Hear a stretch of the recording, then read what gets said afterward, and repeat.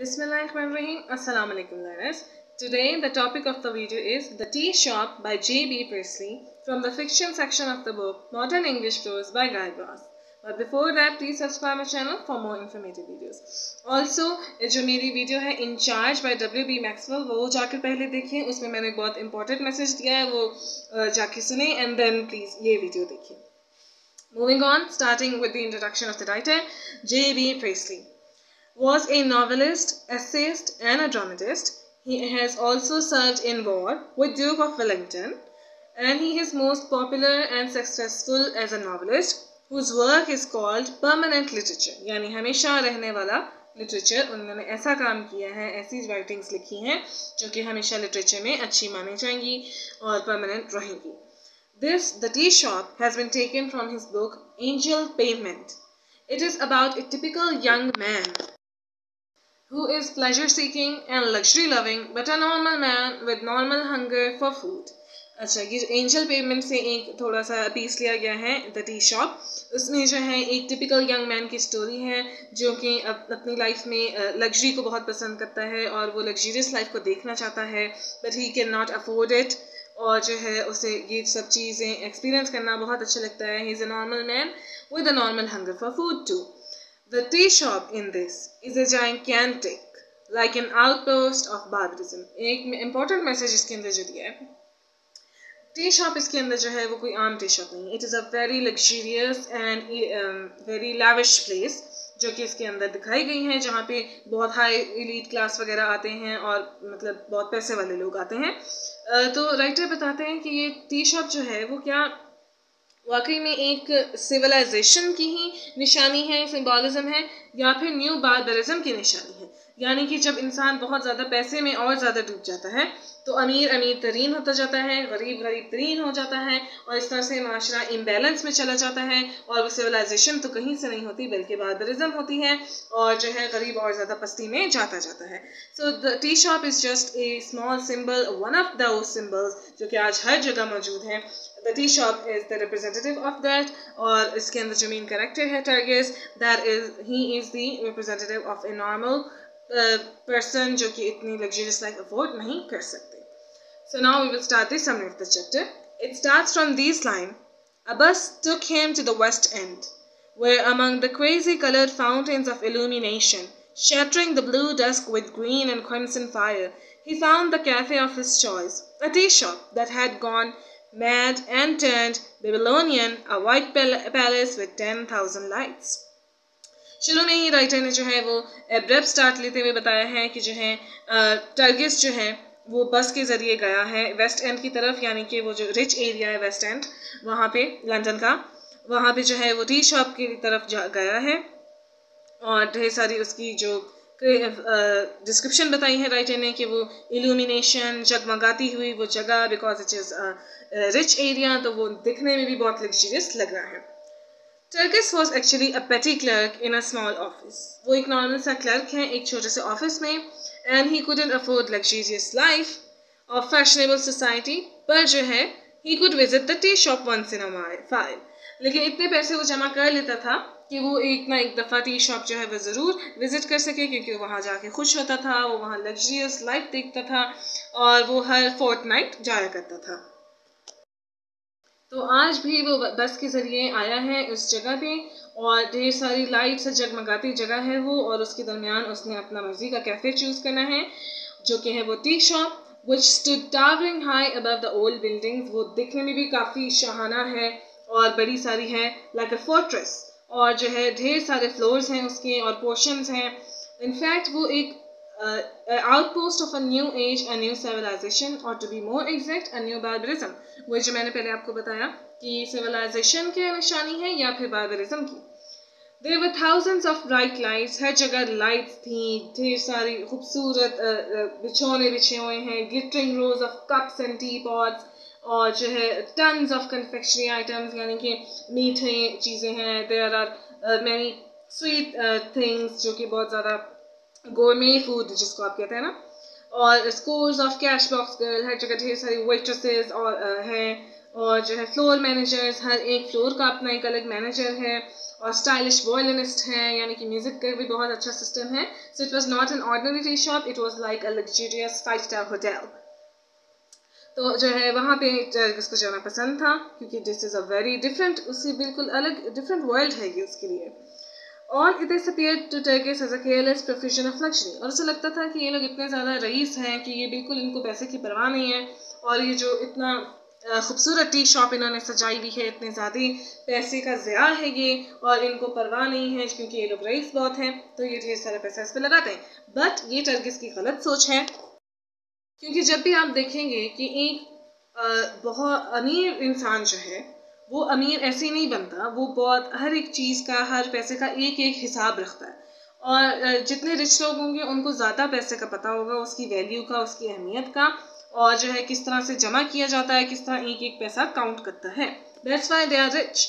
और जो है इसी तरह से ये जो टी शॉप थी, this was not a careless profession of luxury, इसके पीछे एक पूरी टीम बैठी हुई है जो इसको चला रही है, जो कि एक एक चीज़ का हिसाब रख रही है कि कितना पैसा किस चीज़ पे खर्च हुआ, और यहाँ तक कि टाइम, एक एक सेकंड का हिसाब रख रही है कि किस टाइम पे कैसे क्या कस्टमर आया, कौन से वेटर किस तरफ गया, हर एक चीज़ का, एम्प्लॉयज़ किस तरह से काम कर रहे हैं.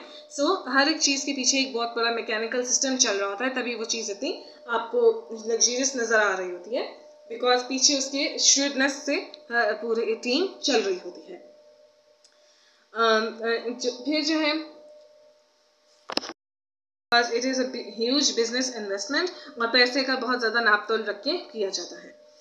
टर्गिस जो है जब वो इस जाइगेंटिक टी शॉप में एंटर हुआ तो उसे लगा कि ये उसी के लिए बनी है, because he was there to entertain himself. तो ही वॉज वेरी हैप्पी कि आज वो यहाँ आया है और ये उसी के लिए है. But in fact it was built for a great many other people. ज़ाहिरी बात है ये और बहुत से लोगों के लिए बनी थी, स्पेशली हाई क्लास के लिए जो वहाँ आते हैं शान शौकत से. वहाँ पर वो अब टर्गिस जो है यहाँ पे एक टिपिकल मैन दिखाया है, जो कि लग्जरियस लाइफ को देखने भी आया है, एंजॉय भी करने आया है, और उसके अंदर जो थोड़ी बहुत अच्छी चीज़ें होती हैं जो कि एक नॉर्मल मैन को नहीं मिलती इतनी ईजिली, वो भी देखने आया है, एंजॉय करने आया है. सिर्फ वो खाने पीने या रिफ्रेशमेंट्स करने नहीं आया, बल्कि he is there to experience the charm of some unfamiliar luxury. जब वो अंदर गया तो एकदम से उसे दुनिया बदलती नजर आई कि कैसे बाहर का जो माहौल है जहाँ से वो आया है और इस टी शॉप के अंदर का जो माहौल है उसमें ज़मीन आसमान का फ़र्क है. क्योंकि जो है ये एक अलग ही, कहते हैं ना, ख्वाबों की दुनिया है, वो ख्वाबों की दुनिया की तरह से है, जबकि बाहर की दुनिया है वो रियलिटी है, हार्श रियलिटी है. तो टर्गिस फिलहाल जो है वो उस हार्श रियलिटी को भूलने के लिए ही यहाँ आया है, और वो बहुत इंजॉय कर रहा है. नवंबर के महीने में, सख्त सर्दी के महीने में, उसे एक मिड समर एडवेंचर इस शॉप में नज़र आ रहा था, क्योंकि there was much comfort, warmth है हर जगह, कोई आपको हार्श कूलनेस जो है वो फील नहीं हो रही यहाँ पर. He went to his favourite floor, और जो है और एक और जो थिंकिंग यहाँ पे टिपिकल दिखाई गई है कि जो है वो उसने लिफ्ट नहीं ली, एलिवेटर नहीं यूज़ की ऊपर जाने के लिए, बल्कि स्टेयर्स के जरिए गया, यानी कि वो और भी ज़्यादा नज़ारा थोड़ा ज़्यादा कर सके, टी शॉप का और भी अच्छे तरीके से फेर सके, क्योंकि वो कभी कभी यहाँ आता है. फिर जो है वो जब वहाँ फ्लोर पे अपने पहुँचा तो वहाँ पर एक उसके लिए आया एक मैन, जैसा ही बात है, जो कि एक वेटर होगा, उसके पास आया ऑर्डर लेने के लिए, which was much more polish than Turgis. जब आप एक बहुत हाई स्टार 5-star होटल में जाते हैं तो वहाँ के जो अमला होता है, वेटर्स वगैरह होते हैं, वो भी बहुत ज़्यादा अप टू डेट होते हैं, और वो भी बहुत ज़्यादा अच्छे लग रहे होते हैं, उन्होंने अपने आप को कैरी किया होता है, क्योंकि आप एक आम होटल में नहीं आए, आप बहुत ज़्यादा हाई 5-star होटल में आए हैं.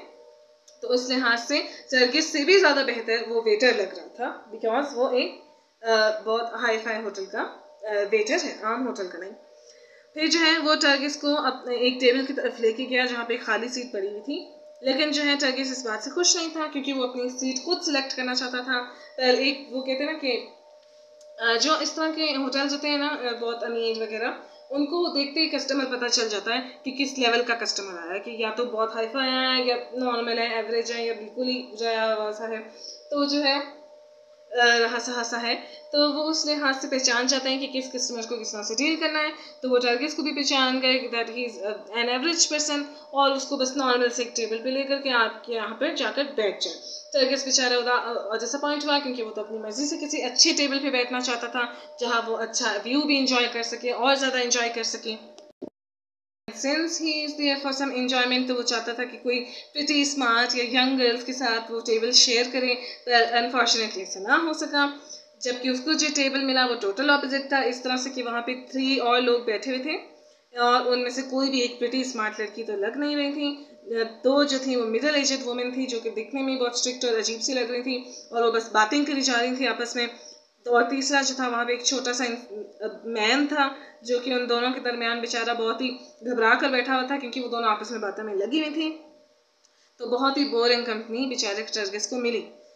टर्गिस ने इधर उधर देखा एक्सपेक्टेशन से कि चलो कुछ तो मुझे इंजॉयमेंट मिल जाएगी, इधर उधर मैं देखूँ कौन कौन लोग आए हुए हैं, मैं ज़रा इंजॉय करूँ, देखूँ कि शायद कोई हाई क्लास लोग भी आए हुए, मैं ज़रा देख लूँ कि वो कैसे होते हैं। लेकिन जो है कुछ भी उसे ऐसा हासिल ना हुआ, आसपास कोई भी प्रिटी स्मार्ट गर्ल नहीं थी। जबकि वहाँ पे एक लड़की थी प्रिटी गर्ल, वहाँ नेक्स्ट टेबल पे उसके पास बैठी हुई, पर वो भी अपने किसी पार्टनर के साथ आई हुई थी, जो कि एक यंग कंपेनियन था उसके साथ, जिसको उसने ज़ोर से पकड़ के रखा हुआ था कि जैसे कि वो अभी भाग जाएगा यहाँ से। तो वो भी यानी कि बस कम्प्लीटली अपने कंपेनियन के अंदर इंटरेस्टेड थी, इधर उधर इंटरेस्टेड वो नहीं थी। इन अदर टेबल पे एक और जो है 3 लड़कियां बैठी हुई थी, वो भी काफ़ी प्रिटी लग रही थी, पर वो जो है वो एक दूसरे से बातों में बहुत ज़्यादा लगी हुई थी, and they had no time for anyone else. अब जो है टर्गिस बेचारा एक्सट्रीमली डिसअपॉइंटेड हुआ कि मैं तो यहाँ कुछ और सोच कर आया था और वो यहाँ पे कुछ और रहा है, और उसका दिल था कि इससे बेहतर तो मैं कहीं और ही चला गया होता। एक तो इतने पैसे भी लगाए, ऊपर से कुछ यहाँ पे मैंने जो सोचा था वो हो भी नहीं पा रहा। फिर जो है he no longer posed as a bright youth shooting, बस वो नॉर्मल होके बैठ गया, जो एक्साइटमेंट थी वो चुपचाप करके बैठ गया और सिर्फ अपनी टी का वेट करने लग पड़ा, जो कि वो भी बहुत देर से आई उसके लिए, क्योंकि जो है अभी तक वो उससे कोई ऑर्डर ही नहीं लेने आ रहा था। वही ना, आपको समझ जाते हैं वेटर्स वगैरह भी कि किस किस्म का है, कि किसको डील करना है कैसे। तो वो समझ गए कि टर्गिस को नॉर्मली है, तो इसके लिए वेटर्स भी लेट ही आ रहे हैं बस। और उसे वेटर्स भी जो मिली तो वो भी अनफॉर्चुनेटली जो है ऐसी थी, अजीब सी थी, थोड़ी दिखने में भी अजीब सी थी और बड़ी स्ट्रिक्ट सी थी, और उसका मूड भी ख़राब लग रहा था। शी वॉज स्नैपिंग, उसने बस जल्दी से टर्गिस का ऑर्डर लिया और वो चली गई। फिर जो है नेक्स्ट 20 मिनट्स के लिए बस चुपचाप बेचारा और टर्गिस बैठकर अपनी टी पीता रहा और साथ में म्यूज़िक को सुनता रहा, और बस यही दिल में उम्मीद थी कि शायद अभी भी कुछ जो है मुझे मेरी उम्मीद के मुताबिक कुछ मिल जाए, और वो वहाँ बस नॉर्मल उसने अपना टाइम गुजारा। But there was no prospect of some pretty girls coming near him.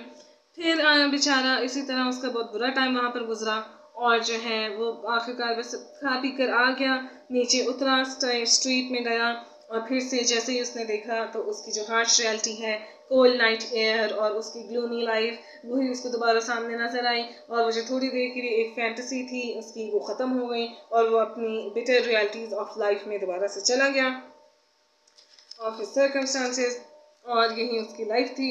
वो थोड़ी देर के लिए जो उसका एक फैंटेसी थी वो ख़त्म हो गई।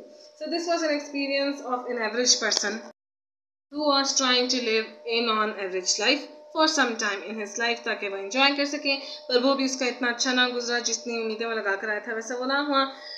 इसी तरह से जैसे ये नॉर्मली भी इस तरह होता है ना कि जैसे आपने कभी सोचा होता है कि मैं जाऊंगा यहाँ पे तो क्या मैं ये करूँगा, मैं वो करूँगा, बहुत कुछ और आप लोग आपके जहन में आता है, लेकिन आप वहाँ जाते हैं तो आप वैसा हो नहीं पाता, तो आपको कितना बुरा फील होता है कि यार मैं क्या सोच कर आया था, क्या यहाँ हो रहा है। But then again this is life, कभी कभी कुछ आपको मिल भी जाता है, कभी कभी आपको नहीं मिलता।